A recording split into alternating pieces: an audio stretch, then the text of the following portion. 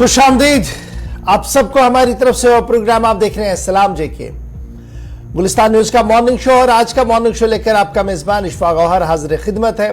हस्बे वादा 8:35 पर आने की कोशिश करते हैं और आपके सामने खबर, तजिया, तबसरा रखने की कोशिश करते हैं। जम्मू कश्मीर से खबरों का आगाज करते हैं, दिल्ली तक ले आते हैं और दिल्ली से आपको बिल्कुल सतह तक की खबरें बताते हैं। और स्पेशली बरसगीर के आसपास के अंदर जो हलचल होती है उस पर हमारी नजर रहती है। 24 घंटों के दौरान जो कुछ लेखा जोखा होता है उसका अहम तरीन खुलासा आपके सामने रखते हैं प्रोग्राम सलाम जेके में। और जिस शफकत, प्यार और मोहब्बत के साथ आप इस नशरियात को देखते हैं, न सिर्फ इस नशरियात को देखते हैं बल्कि दीगर प्रोग्रामों को भी देखते हैं, उसके लिए आपका बहुत बहुत शुक्रिया। और आपका प्यार हमें इस बात के लिए कायल करता है, हमें इस बात के लिए हौसला देता है कि हम हर दिन सुबह उठे, आपके सामने आए और आपकी तर्जुमानी करते हुए, आपके ख्यालात की तर्जुमानी करते हुए दुनिया तक वो खबरें पहुंचाएं जो जम्मू कश्मीर से मुंसलिक है और जिनका बाहर आना बहुत ज़्यादा ज़रूरी होता है। तो आज भी यह सिलसिला जारी रहेगा जी। 10 बजे तक इस प्रोग्राम को लेके चलेंगे। 3 पड़ाव पर प्रोग्राम होगा। फटाफट से फॉर्मेट के हिसाब से पहले पड़ाव पर आते हैं। और पहले पड़ाव पर जब हम आते हैं तो हम आपको खबरें बताते हैं। दूसरे पड़ाव पर भी खबर होती है। तीसरे पड़ाव पर आते आते 9:40 पर आपकी और हमारी गुफ्तगू होती है। आपके मसाइल हुकूमत तक पहुंचाने की कोशिश होती है। आखिरी 15 मिनट आज भी वक्फ रखे हैं इसी बातचीत के लिए जिसे हमने आपके लिए वक्फ रखा है। तो करते हैं प्रोग्राम का आगाज। आज 1 फरवरी 2023 है और आज के दिन माजी में क्या कुछ हुआ है, हिस्ट्री ऑफ द डे हमें क्या कुछ पढ़ा चुकी है, याद दिलाएंगे चंद अहम तरीन वाक़ात आसिफ रशीद जो इस वक्त स्टूडियो में मेरे साथ मौजूद है। खुशामदीद, गुड मॉर्निंग, बहुत बहुत शुक्रिया आप सभी का हमारे साथ जुड़ने के लिए। प्रोग्राम में सबसे पहले आपको बताते हैं आज के दिन के हवाले से साल 2023 का दूसरा महीना शुरू हो चुका है। पहली तारीख है 1 फेब 2023। 1 फरवरी क्या बताती है, माजी में कुछ अहम वाक़यात हुए हैं, एक नजर उन पर भी दौड़ाते हैं। मुख्तसर फहरिस्त आपके सामने रखेंगे। 1786 में आज ही के दिन 1 फेब को लॉर्ड कॉर्न वॉलिस जो कि हिंदुस्तान का गवर्नर जनरल बना। और इसके अलावा 1881 में दिल्ली का सबसे कदीम कॉलेज सेंट स्टीफन कॉलेज आज के दिन कायम हुआ। उसके बाद तवील मुद्दत तक तालीमी मैदान में इस कॉलेज की खिदमात रही जो जारी हैं। साल 1814 में फिलिपाइन में आतिशफशां फटने से तकरीबन 1200 लोगों ने अपनी जान गंवा दी। इसके अलावा साल 1793 में फ्रांस ने बरतानिया और हॉलैंड के खिलाफ जंग का ऐलान किया। बरतानिया के साथ साथ डच को भी अपने लपेटे में आज के दिन फ्रांस की जानिब से लिया गया था। साल 1884 में पोर्टल इंश्योरेंस स्कीम नाफिज हुई। शुरुआत आज के दिन स्कीम की हुई। इसके अलावा अंग्रेजी कैलेंडर के मुताबिक 1 फरवरी 1924 को बरतानिया ने सोवियत यूनियन को आज के दिन तस्लीम किया, यानी USSR, United socialist states of Russia, जिनको तस्लीम आज बरतानिया की जानिब से किया गया 1924 में। साल 1908 1 फेब को पुर्तगाल के बादशाह कार्लोस अव्वल को लिस्बन में अपने बेटे के साथ कत्ल कर दिया गया, यानी बाप बेटे को आज के दिन मारा गया पुर्तगाल के अंदर। साल 1908 में आज बरसी भी है, तो पूरे पुर्तगाल में आज नेशनल डे के तौर पर इसको मनाया जाता है। तकरीबात का इनेकाद सरकारी सतह पर होता है। साल 1979 में आयतुल्लाह खुमैनी 15 साल जलावतनी के बाद वापस तेहरान पहुंचे। ईरान वापसी पर उनका जबरदस्त इस्तकबाल हुआ और उसके बाद उन्होंने एक नई मुहिम का आगाज यहां पर किया और वो सिलसिला आज तक उसी तरीके से जारी है, जहां पर इल्मी मैदान में भी ईरान को आगे ले जाने की कोशिश थी और दीगर कई तजर्बे भी मुल्क के अंदर हुए 1979 के बाद। तो मुख्तसर पॉइंट्स आपके सामने थे, लेकिन हिस्ट्री ऑफ द डे के बाद प्रोग्राम का आगाज करेंगे और जम्मू कश्मीर के मौसम का हाल अहवाल सबसे पहले आपको बताएंगे और कौमी शाहराहों से लेकर राब्ता सड़कों पर और इसके अलावा कुछ इम्तिहानात भी आज के दिन मुलतवी हुए हैं। तो प्रोग्राम का आगाज आज की खबर के साथ। तो इस वक्त जो बड़ी खबर है, आरिफ वहीद भी हमारे साथ थोड़ी देर में ज्वाइन करेंगे, लेकिन शुरुआत बड़ी खबर के साथ करते हैं।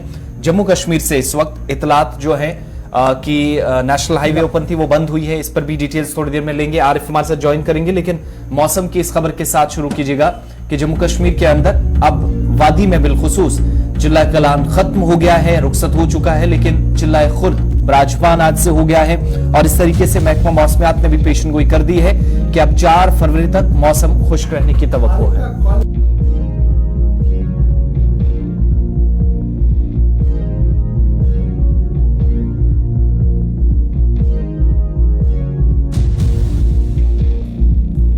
जम्मू कौमी शाहराह पर, लेकिन थोड़ी देर पहले एक बार फिर पस्सी गिराने की इतलात जो है वो श्रीनगर जम्मू कौमी शाहराह पर आ रही है, जिसकी वजह से एक बार फिर श्रीनगर जम्मू कौमी शाहराह पर गाड़ियों की आवाजाही को इस वक्त रोक लिया गया है। बड़ी खबर हम आपको बता रहे हैं कि श्रीनगर जम्मू कौमी शाहराह जो पिछले 2 दिन से कभी बंद कभी खुली के बीच दरमानदा गाड़ियों को कल चलने की इजाजत मिली थी, ताहम इस वक्त की अहम और बड़ी खबर जो सामने आ रही है वो ये आ रही है कि एक बार फिर पस्सी गिराई है, जिसकी वजह से सुबह से जो रफ्तार कौमी शाहराह पर गाड़ियों की थी उसे एक बार फिर रोक दिया गया है। ताहम महकमे मौसमियात की पेशन गोई के मुताबिक 1 फरवरी यानी आज से 4 तारीख तक मौसम का मिजाज बेहतर रहेगा। दिन में हल्की धूप भी आपको देखने को मिलेगी, लेकिन धुंध भी कश्मीर वादी के कई इलाकों के अंदर आपको साफ नजर आएगी सुबह और शाम। रात के दर्जे हरारत में एक बार फिर गिरावट के आसार नजर आ रहे हैं। इस तरीके की पेशन गोइयां जो है वो की गई है। ताहम श्रीनगर जम्मू कौमी शाहराह पर जहां चंद्रकोट, बानिहाल और रामबन सेक्टर के अंदर कई मकामात पर पिछले 2 दिन के दौरान हम देख रहे थे कि वर्किंग एजेंसियां काम कर रही हैं और लगातार वो इस कोशिश में है कि किसी न किसी तरीके से सड़क को काबिल आमदरफ्त बनाया जाए। ताहम कल हमने देखा था कि वर्किंग एजेंसीज ने यह कोशिश की थी कि जितनी भी दरमानदा गाड़ियां हैं उनको निकाला जाए और इस स्ट्रेच को खाली रखा जाए ताकि आज सुबह सुबह से गाड़ियों की आवाजाही को एक बार फिर यकीनी बनाया जाए। ताहम इस वक्त की अहम और बड़ी खबर यह कि एक बार फिर कौमी शाहराह पर पस्सी गिराई है, जिसकी वजह से फिलहाल ट्रैफिक की नकलामत को रोक दिया गया। आरिफ वहीद इस वक्त हमारे साथ है। आरिफ, क्या कुछ श्रीनगर जम्मू कौमी शाहराह का हाल है और ये जो इतला आ रही है कि एक बड़ी पस्सी एक बार फिर सड़क पर आई है?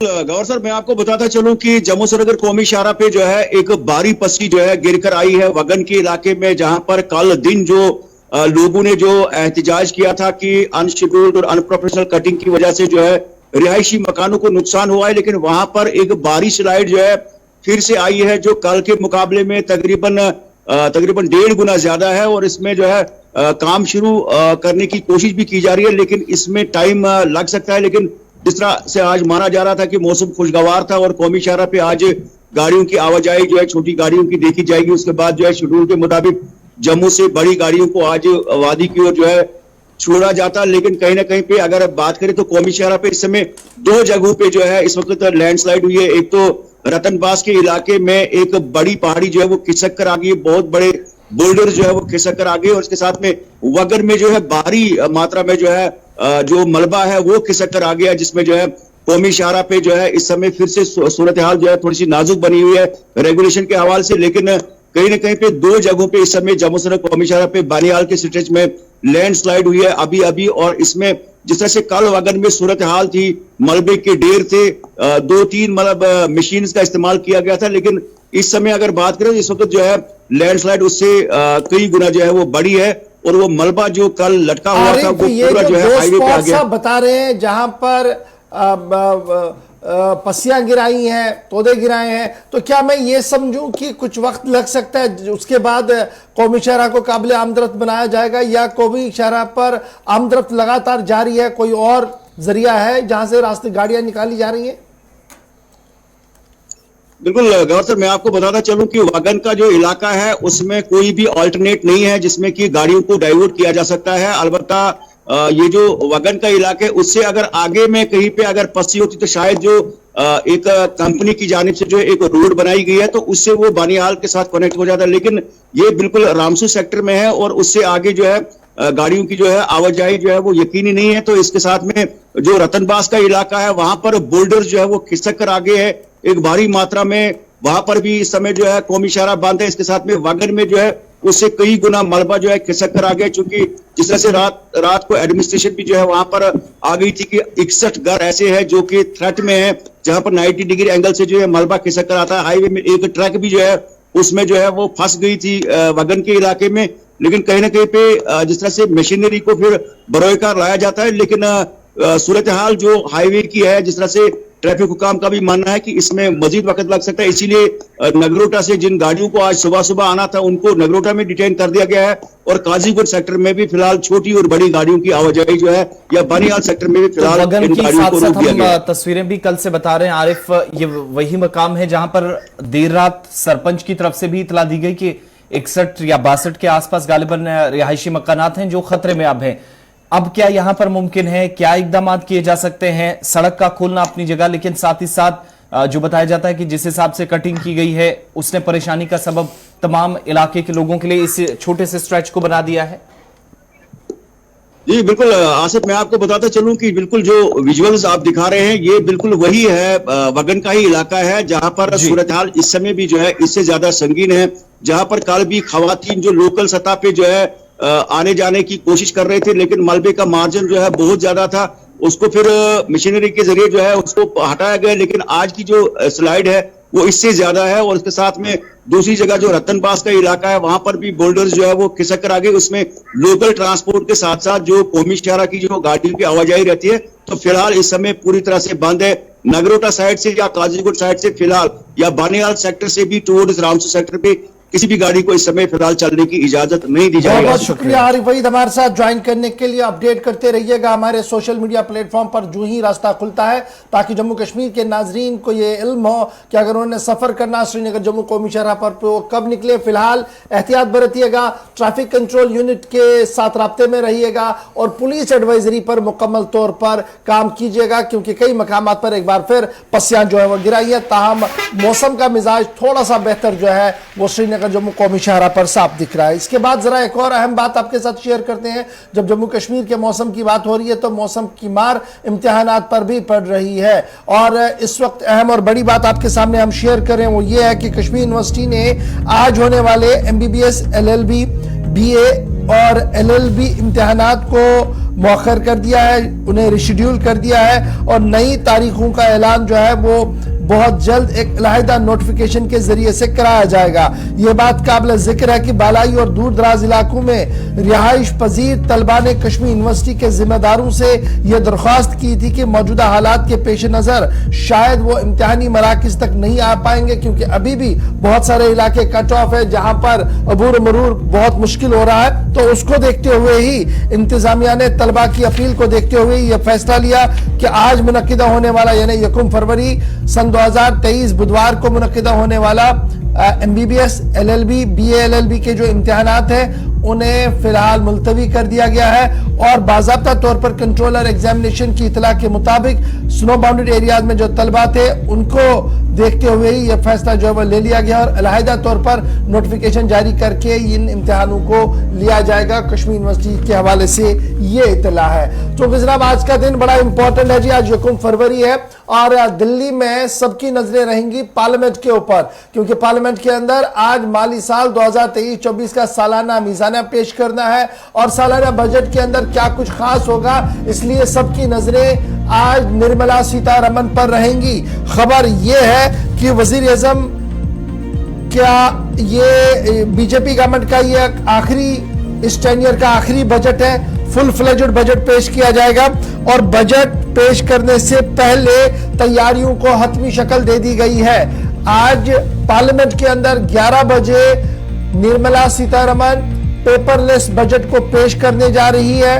उससे पहले पंकज चौधरी जो है वजीर ममलिकत, वो मुलाकात करेंगे, और सेक्रेटरी मालियात जो है वो मुलाकात करेंगे सदर हिंद के साथ 9 बजे के आसपास, यानी अब से 10 मिनट के बाद एक ऑफिशियल रस्मी मुलाकात होती है जिसमें ब्रीफ किया जाता है सदर को कि बजट के अंदर क्या कुछ है, किस तरीके के इस्लाहात है और क्या कुछ करने जा रहे हैं। और उसके बाद 10 बजे वजीर आजम की सरबराही में एक काबीना इजलास होना है जिसमें बजट को हरी झंडी दे दी जाएगी। इस बात का टेंटेटिवली टाइमिंग जो है वो कर दी गई है, यानी अभी से 10 मिनट के बाद पंकज चौधरी जो वजीर ममलिकत है और सेक्रेटरी मालियात जो है वो सदर हिंद से मुलाकात करेंगे 9 बजे के आसपास। 10 बजे वजीर आजम की सरबराही में काबीना इजलास होगा, और उसके फौरन बाद इजलास शुरू होगा लोकसभा का, और 11 बजे के आसपास बजट जो है वो पेश किया जाएगा निर्मला सीतारमण की तरफ से। माना जा रहा कि आज जो बजट पेश किया जा रहा है ये फुल फ्लेजेड बजट है। मोदी गवर्नमेंट 2.0 का ये लास्ट बजट है, क्योंकि 2024 में इंतखाबात होने हैं, यानी बजट पेश होने से पहले इंतखाबी दंगल जो है वो जोरों पर होगा। इसलिए उम्मीदें काफी ज्यादा इस बजट से लगाई जा रही है। और कल जिस तरीके से इकोनॉमिक सर्वे टेबल किया गया, उस इकोनॉमिक सर्वे के हाशियों को जब आप पढ़ेंगे, जब आप देखेंगे, तो उम्मीद ये लगाई जा रही है कि जिस तरीके से फाइनेंशियल डेफिसिट और दीगर मामलात पर और इकोनॉमिक स्लो डाउन पर जिस तरीके से काम किया है भारत के अंदर वजीर खजाना ने, और उन्हें ये उम्मीद है कि आने वाले साल के दौरान, यानी इस माली साल के दौरान जो मार्च के बाद शुरू होना है, इसमें काफी ज्यादा बेहतरी के आसार जो है वो साफ नजर आएंगे और कई अहम मंसूबे और प्रोजेक्टों पर काम हाथ में लिया जा सकता है। वजारत खजाना के जराया काफी टाइट लिप्ड है बजट को लेकर, लेकिन जरूर इस बात का इशारा मिल रहा है कि आम इंसान को, यानी आम आदमी जो इस वक्त टैक्स पेयर है, उसको थोड़ी सी राहत शायद मिल सकती है। टैक्स स्लैब थोड़ा सा बढ़ सकता है, यानी जो जिस स्लैब में टैक्स आता है उसको थोड़ी सी बढ़ाने की बात हो रही है। महिलाओं के लिए भी थोड़ी सी राहत का ऐलान आज निर्मला सीतारमण की तरफ से किया जा सकता है। फिर स्पेशल फोकस जो है वो हेल्थ इंफ्रास्ट्रक्चर पर है, और हेल्थ और इंफ्रास्ट्रक्चर के अंदर इन्वेस्टमेंट कहां से आएगी, उस हवाले से भी आज खाका खींचने की कोशिश जो है वो की जाएगी। फोकस इकोनॉमिक रिफॉर्म्स पर है, जो ऑन टॉप प्रायोरिटी रहा है निर्मला सीतारमण की तरफ से। और वजीर खजाना आज जब 11 बजे बजट पेश करेंगी, तो ये देखना होगा कि आलमी सतह पर जिस तरीके से भारत की इक्तिसादियात को लेकर IMF की अपनी एक बात है, और दीगर इदारे ये मान रहे हैं कि दुनिया के अंदर जिस तरीके का मंदी ने दस्तक देना शुरू की है, भारत के अंदर उसका बहुत कम असर देखने को मिलेगा। इस बजट के अंदर क्या कुछ हो सकता है, किस तरीके से राहत होगी, किन स्कॉलरशिप स्कीमों का ऐलान होगा, क्योंकि इस बार हम अक्सर ही देख रहे थे कि पहले जमाने में रेल बजट अलग आया करता था, इसलिए बहुत ज्यादा फिक्र रहा करती थी पूरे मुल्क के अंदर कि रेल का क्या होगा। इस बार एक ही बजट है जी, रेल बजट भी आज ही पेश होना है, इंफ्रास्ट्रक्चर पर भी बात होनी है, और हेल्थ के पर भी बात होनी है, फिर पावर सेक्टर के अंदर रिन्यूएबल एनर्जी को लेकर भी बात आज होनी है। इसलिए बजट इंतहाई अहम होना है। 11 बजे के आसपास निर्मला सीतारमण जो है वो आज अपना पेपरलेस बजट जो है वो अवाम के सामने रखेगी, और उम्मीद ये लगाई जा रही है कि इस बजट के अंदर काफी राहत जो है वो मिल सकती है अवाम को, क्योंकि अवाम पिछले कई सालों से इस हवाले से कोशिशों में लगी हुई है। तो फिलहाल ये थी बात जनाब आज की, क्योंकि थोड़ी देर में मीटिंग का सिलसिला शुरू होना है और 11 बजे बजट होगा, और डॉट 11 बजे हम आपको बराह रास्त लोकसभा लिए चलेंगे, जिसके बाद आप देखेंगे कि निर्मला सीतारमण क्या बजट पेश की। चूंकि वो अंग्रेजी में बोलती है, इसलिए हमारी हद्दुल इम्कान ये कोशिश रहेगी कि अंग्रेजी के साथ साथ उसका उर्दू तर्जुमा भी साथ साथ हम आपके सामने रखें, और हिंदी टिकर भी नीचे चलता रहे, ताकि तीनों जुबानों में, अंग्रेजी में, उर्दू में, हिंदी में, उसका ट्रांसलेशन आप तक पहुंचता रहे और आपको पता लगे कि क्या कुछ चल रहा है बजट के अंदर। चलिए, बजट के हवाले से बात थी। जैसे जैसे अपडेट्स इस पर आएंगी, और थोड़ी देर बाद काबीना का इजलास जब होगा, तो इजलास के बाद वो फिर पार्लियामेंट हाउस की जानिब निकलेगी, और लोकसभा में 11 बजे के आसपास जब पेपरलेस बजट पेश किया जाएगा, ठीक 11 बजे के बाद जब कार्रवाई शुरू होगी, तो आपको बताएंगे कि इस पर क्या रिएक्शंस भी आ रहे हैं। लेकिन एक छोटा सा रिएक्शन उससे पहले, जो मुख्तलिफ सियासी जमातों की तरफ से, और बीजेपी भी इस पर क्या कहती है, हिज़्ब इख्तिलाफ क्या कहता है, क्या तवक्कुआत है, और कैसे सरकार पर इल्जामात भी आयद हो रहे हैं, छोटा सा एक पॉलिटिकल रिएक्शन आपको दिखाते हैं। या कोई ऐसा बजट होगा कि जो डूबती हुई जहाज या कंपनी या कारपोरेट हाउस कहूंगा, वो सरकार के बजट से पूरा किया जाएगा, वरना तो कोई, मुझे तो नहीं लगता कि अब अडानी बचने वाले हैं। और बेरोजगारी और महंगाई मुद्दा तो है ही है, और जो कम्युनलिज्म है इसका, लेकिन इस बार तो भारतीय जनता पार्टी ने अभी से तैयारी कर लिया कि वो धर्म पर ही लड़ेगा, और धर्म का जो ज्वार इस बार आएगा 2024 में, कि जनता को एकदम धर्म और पाखंड में सराबोर कर देंगे, ताकि जनता न अपनी शिक्षा के बारे में सोचे, न रोजगार के बारे में सोचे। युवा करोड़ों हैं, मारे मारे घूम रहे हैं, नौकरी नहीं मिल रही है, लेकिन उनका ध्यान बटा दिया है। आज जब दुनिया के बड़े बड़े देश आर्थिक समस्याओं से जूझ रहे हैं, उनकी अर्थव्यवस्थाएं ठहरी हुई हैं। ऐसे समय में आज संसद में रखी गई आर्थिक सर्वे की रिपोर्ट ये दर्शाती है कि भारत दुनिया में सबसे तेजी से बढ़ती हुई अर्थव्यवस्था है। प्रधानमंत्री श्री नरेंद्र मोदी के 8 साल के कार्यकाल में जितने भी आर्थिक सुधार किए गए हैं, और कोविड काल के बाद तो मैं विशेष रूप से कहना चाहूंगा कि आज भारत विश्व की सबसे बड़ी 5वीं अर्थव्यवस्था है।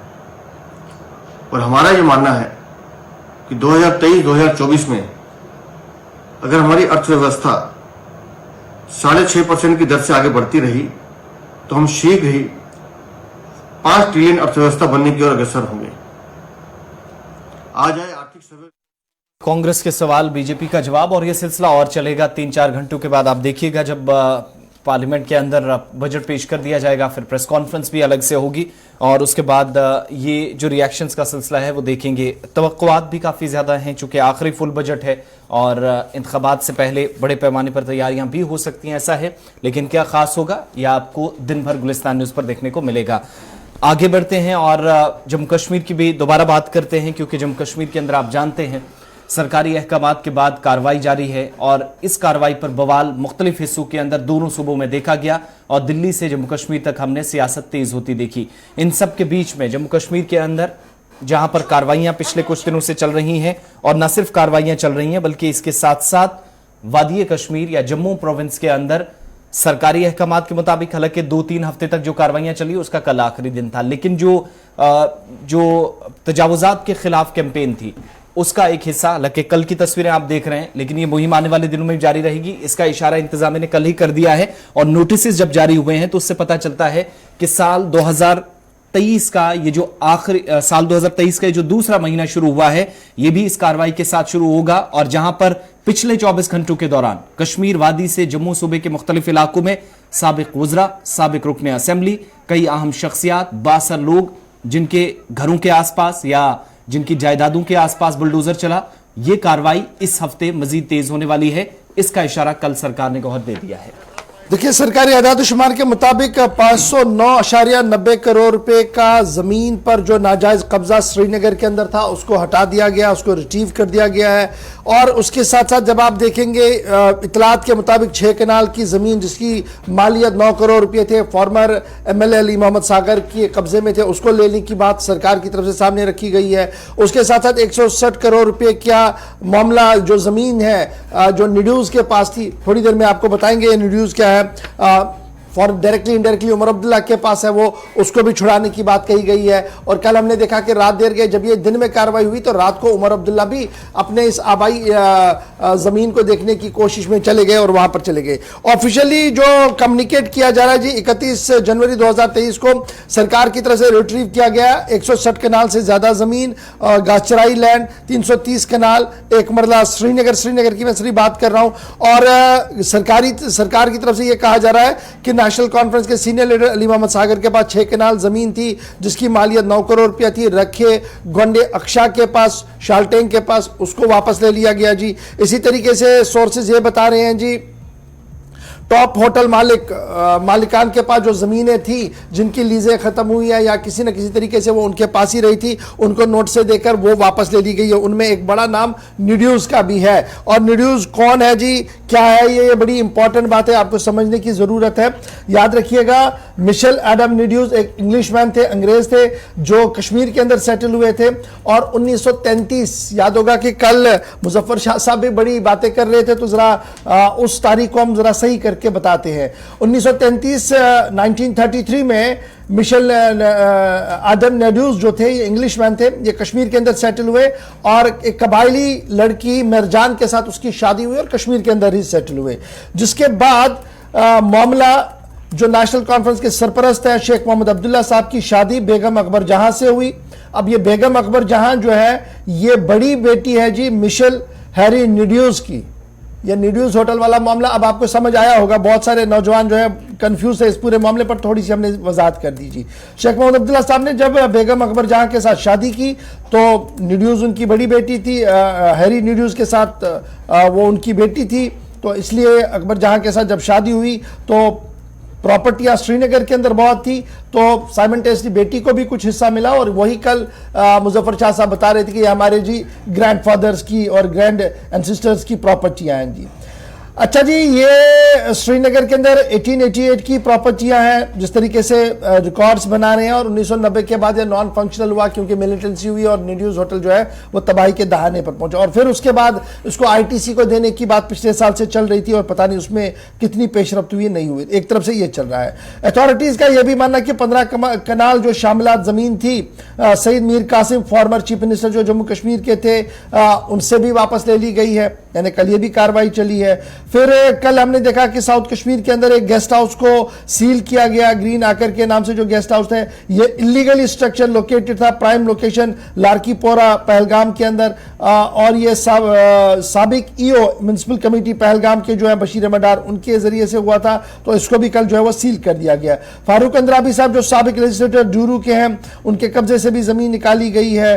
फिर साबिक पीसीसी सदर के जो रिहाइश के पास जमीन थी उसको भी वापस लेने की बात कही गई। और आज जम्मू के अंदर भी कार्रवाई हो सकती है और बिल्डोजर बाबा जो है वो लगातार कार्रवाई करेगा। आज तकरीबन 1 दर्जन के करीब इन्फ्लुएंशियल, हाईली पोटेंशियल इन्फ्लुएंशियल लोग जो हैं, चाहे वो बिजनेसमैन हैं या पॉलिटिकल पार्टियों के लोग हैं, उनके यहां आज जम्मू के अंदर बिल्डोजर की कार्रवाई हो सकती है। इस तरीके की इतलात जो है वो सूबाई इंतजामिया की तरफ से दी जा रही है।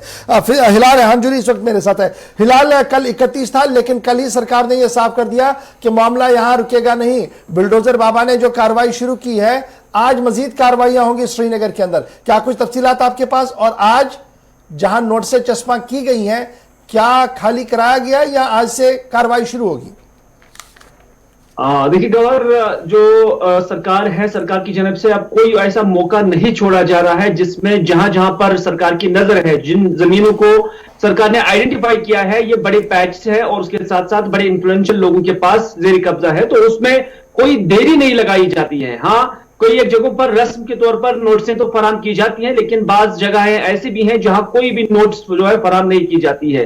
नीडोज उसमें एक मिसाल है, जिसमें नीडोज की जो एरिया है, उन्होंने कल कहा है श्रीनगर के अंदर एक प्रेस बाइट के दौरान, एक मीडिया बाइट के दौरान भी, कि उन्हें कोई नोटिस सर्व नहीं की गई है और वहां पर भी जो जमीन है वो खाली करा दी गई है। तो इसी तरह से कई एक जगहें ऐसी हैं जहां पर नोट्सें तो दी जाती हैं, लेकिन नोट्सों का टाइम भी ज्यादा नहीं होता है और लोगों को सिर्फ मुत्तला किया जाता है कि जनाब आपने कब्जा किया है, गैरकानूनी कब्जा है और उसको हटाना है, आप खुद हटाए इससे पहले कि कोई नुकसान हो जाए। हो सकता है कि आप खुद हिसाब से उस कब्जे को हटाए और कोई चीज आपका बच जाए, वरना फिर बिल्डोजर जब आ जाता है तो फिर उसमें कोई भी चीज नहीं बचती है।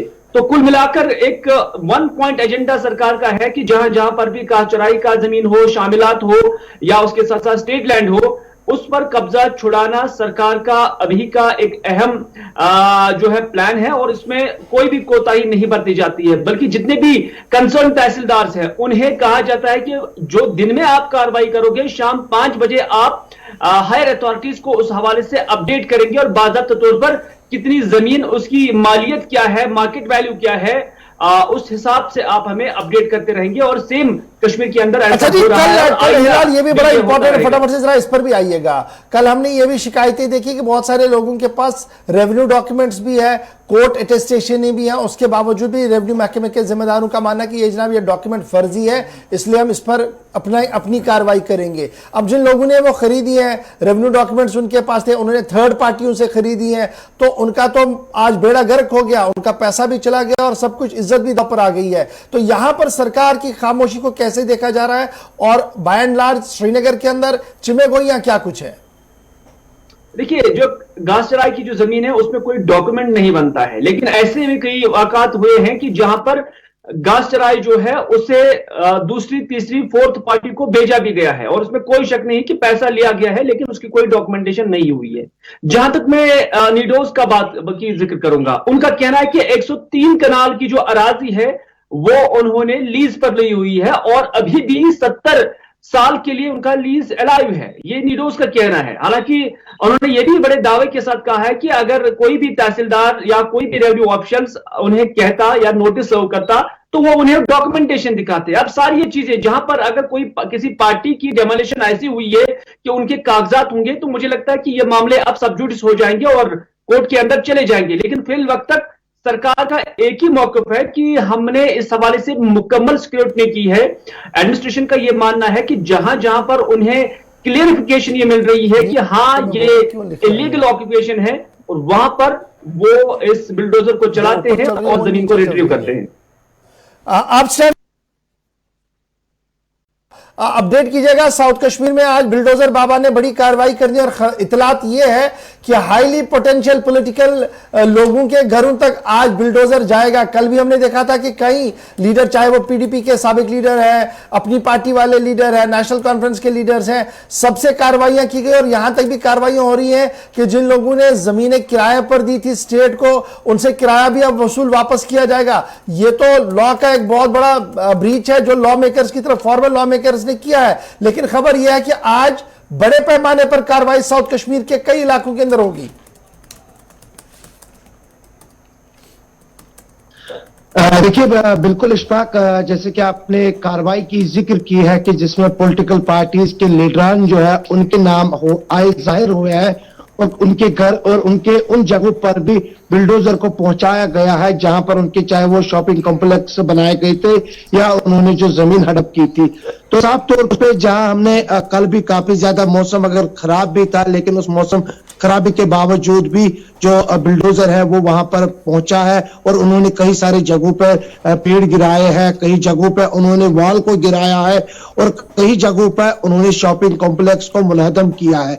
तो आज देखा जाएगा, क्योंकि 10 बजे के बाद ही कहीं ना कहीं पर जो बिल्डोजर है वो उन मुकामात पे पहुंचता है जहां जहां पे इनके पास जो साफ तौर पे घासचराई की जमीन या सरकारी अराजी जो है वो उन्होंने हड़प की है। लेकिन देखा जाए कि दशनीपुरा से खबरीपुरा, खबरीपुरा से डोरू शाहबाद और डोरू शाहबाद से लेकर कोकरनाग, कोकरनाग से लेकर अचाबल, अचाबल से लेकर अगर हम अनंतनाग कस्बे की बात करेंगे जहां पर कल भी जो कई जगहों पर जिन्होंने जमीन हड़प की थी वहां पर उन्होंने वॉल को, जो वॉल है वो टीन से जो है उसको वहां पर जोड़ा था और उसको भी कल हटाया गया है। अब आज की नजरें हैं, जैसे आपने खुद भी कहा कि जैसे हिलाल भी कह रहे थे कि आज भी 10 बजे के बाद देखेंगे कि किन किन जगहों पर जो बिल्डोजर है वो पहुंचेगा। लेकिन कल जो है बहुत सारी जमीन जो है, अगर हम जिला अनंतनाग की बात करेंगे, बर्फबारी के बावजूद भी काफी ज्यादा बर्फबारी। ठीक है जी, एक आखिरी चीज, ठीक है हिलाल, एक आखिरी चीज जो आपसे लेना चाहूंगा वो ये है कि एंटी एनक्रोचमेंट ड्राइव हम देख रहे हैं, जमीनों को खाली करवाया जा रहा है, शेड गिराए जा रहे हैं, मकान जो बनाए गए हैं उनको खाली करवा के गिराया जा रहा है और बिल्कुल साफ किया जा रहा है। अब इसके बाद मैकेनिज्म क्या है कि दोबारा इस पर कब्जा ना हो, क्योंकि यह पहला मौका नहीं है जब इस तरीके की एंटी एनक्रोचमेंट ड्राइव चलाई गई हो। हमने देखा कि इससे पहले भी कई बार छोटी मोटी ड्राइवें चलती रही और कुछ वक्त तक वो देखी गई काफी एक्टिव, बाद में दोबारा कब्जे में आई 1 महीने 2 महीने बाद। इस बार ऐसा ना हो, कोई मैकेनिज्म स्टेट के पास है? देखिए फिल वक्त तक, जब तक लेफ्टिनेंट गवर्नर इंतजामिया का निजाम यहां पर चल रहा है, मैं समझता हूं कि तब तक इन जमीनों पर, इस अराजी पर कोई दोबारा कब्जा नहीं कर सकता है। हाँ, इसमें कोई शक नहीं है कि कोताहियां जो इससे पहले डिस्पेंसेशन यहां पर रही हैं, जैसे कि हमने देखा कि हाईली इन्फ्लुएंशियल लोगों को के जो कब्जे हैं वो छुड़ाए जा रहे हैं। जब किसी इन्फ्लुएंशियल, किसी लॉ मेकर की तरफ से ही जमीन को हड़प कर लिया गया है, जेर कब्जा रखा गया है, गैरकानूनी कब्जा किया गया है, तो उस सूरत में आप कैसे ये समझ सकते हैं, मुमकिन बना सकते हैं कि वो किसी दूसरे के खिलाफ कार्रवाई करेगा। तो इस वजह से आज जो ये कार्रवाई हुई है इसमें कुछ मुद्दत तक जरूर जो है रोक लगेगी कि इस जमीन को ऑक्यूपाई नहीं किया जाएगा फिर से, लेकिन उसके बाद क्या कुछ होगा उसके लिए कोई प्रॉपर मैकेनिज्म नहीं है। हाँ, इतना जरूर है कि सरकार की जानब से ये जमीनें आइडेंटिफाई की गई और जिस नवियत से आज ये ड्राइव चलाई गई है, ये बड़ी खौफनाक ड्राइव है इस एतबार से कि पब्लिक के अंदर जो नोशन चला गया है उससे लोग अब डरे हुए महसूस कर रहे हैं। लोगों को लग रहा है कि नहीं, इस बार कोई कॉम्प्रोमाइज नहीं चल रहा है, इस बार कोई सिफारिश नहीं चल रहा है, इस बार कोई पैसा नहीं चल रहा है। तो इस एतबार से ये ड्राइव किसी हद तक अभी समरावर साबित हो सकती है, लेकिन आइंदा क्या होगा उसके लिए थोड़ा सा इंतजार करना। बहुत बहुत शुक्रिया फिदा हुसैन और हिलाल आमजरी हमारे साथ ज्वाइन करने के लिए। छोटा सा ब्रेक होगा जी, बात जमीनों की चल रही है तो आपको एक अच्छी खबर भी जमीनों के हवाले से बताएंगे। छोटे से ब्रेक के बाद आपको बताएंगे कि लेफ्टिनेंट गवर्नर साहब क्या बड़ा फैसला ले रहे हैं इस पूरे मामले पर, उस पर भी हम गुफ्तगू करेंगे और फिर आगे बढ़ेंगे तो आपको बताएंगे कि सरकार ने SRO 43 के हवाले से भी एक बड़ा डिसीजन लिया है। क्या है फैसला, छोटे से ब्रेक के बाद।